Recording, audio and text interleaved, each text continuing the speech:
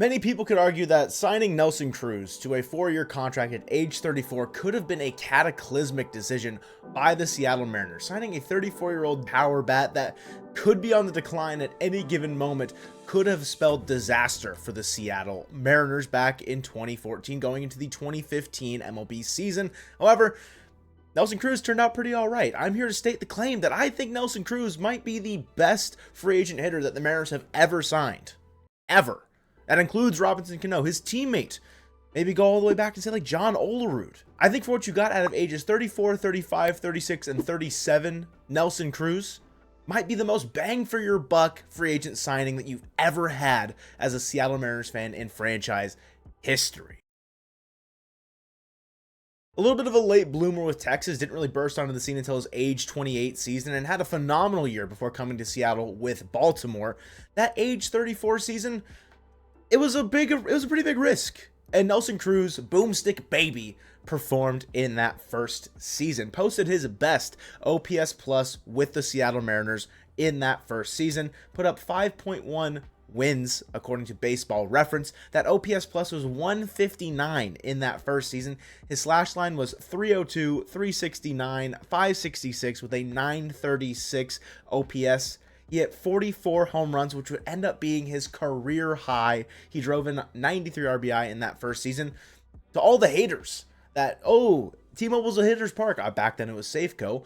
We think about it now in the context of like what we've seen the Seattle Mariners, I guess, free agent classes, the offseason trade targets, what they've come in and done in Seattle, and it pales in comparison to what Nelson Cruz was able to accomplish. And I think that's what makes him, as a free agent signing, all that more special. And even though he only spent 4 seasons with Seattle, his impact is felt still to this day in 2024. Obviously, he signed a 1-day contract at the beginning of the 2024 season, so that way he could reach 5 years, air quotes around that, of service time with the Seattle Mariners, so he could eventually be inducted into the Mariners Hall of Fame, which is a very, very cool thing that the Mariners did with Nelson Cruz at the beginning of 2024. And I think that just goes to show how special he was during those 4 years. I mean, 163 home runs, an average of 146 WRC plus, around the same for an OPS plus, accumulated around 16 WAR, had a slash line of 283, 361, and a 544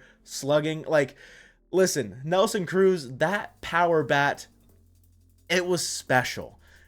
And, 3-time All-Star, finishing in the top 15 in MVP, highest as a top 6 MVP finisher, won 2 Silver Sluggers with Seattle. Like, Nelson Cruz, I don't know if it gets any better than a 4-year, $57 million contract for an aging DH bat that you're going to go out there and get about 4 wins every single season on an average.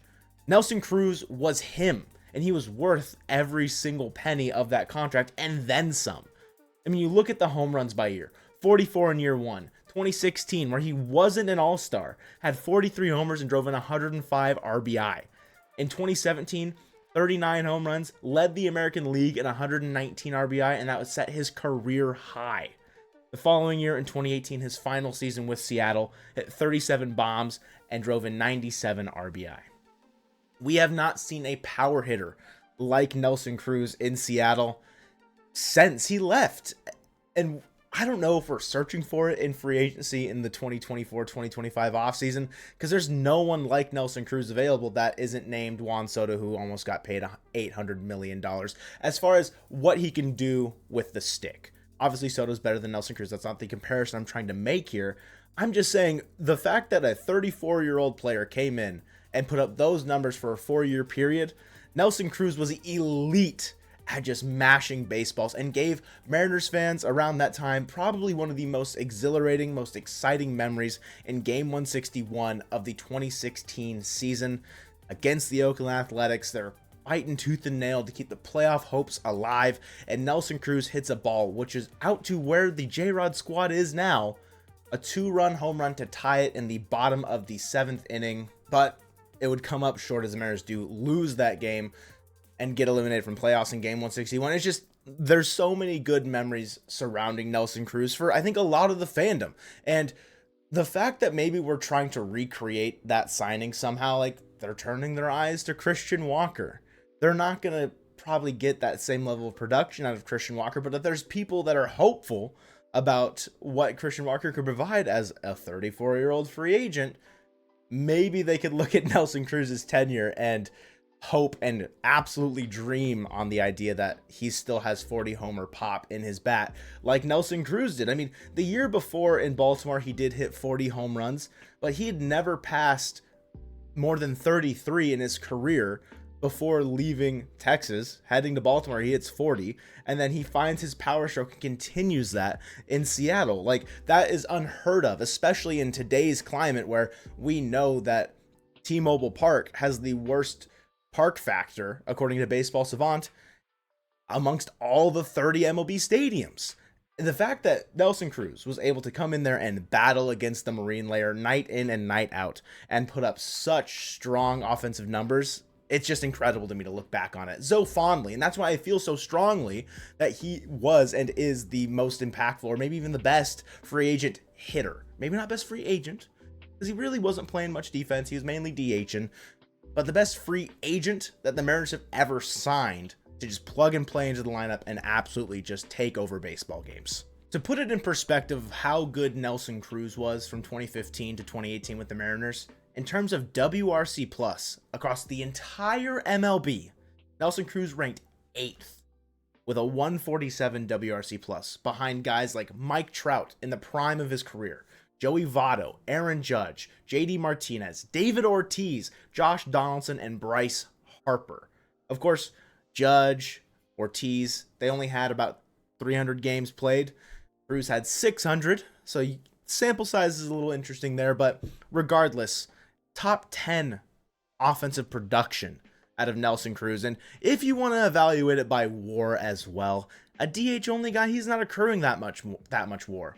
I mean, it was enough to be top 25 in all of baseball, had a accumulated 16 WAR. So it's safe to say Cruz was a pretty damn good baseball player for the Seattle Mariners. Nelson Cruz played 367 games in Seattle, and of his 359 hits, 84 of them were home runs. It's about a quarter of his hits. It's not an exact number, but he had that power stroke down, and you knew anytime Dave was in the booth. And it's so sad that now with Dave Sims obviously going to be part of the Yankees broadcast team, just hearing that Boomstick baby while I've been making this video, it's just been, it's hitting a little bit harder that, like, yes, Nelson Cruz has been gone for a while, but Dave Sims is entering a new era of his career. Like, it's the end of an era, I think, in that regard, just kind of being able to reflect. But having these moments stand out, I think, is such a testament to, one, how impactful Nelson Cruz was.